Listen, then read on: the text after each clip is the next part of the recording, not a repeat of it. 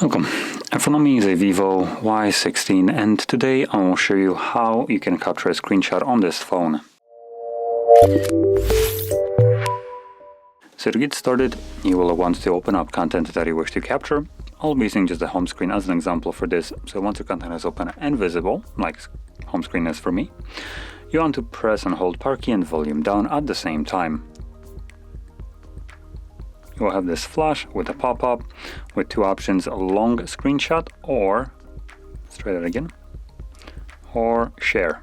After a moment it disappears as you've seen, and once it disappears you can locate it in your album folder or application, and it will be in an album called Screenshots. Here you'll find all the screenshots that I have captured over the time, and here are the two that I have captured right on the video.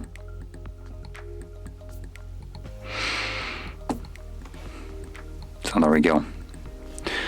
So there we go. That is how you can capture your screenshots. And if you found this video helpful, don't forget to hit like, subscribe, and thanks for watching.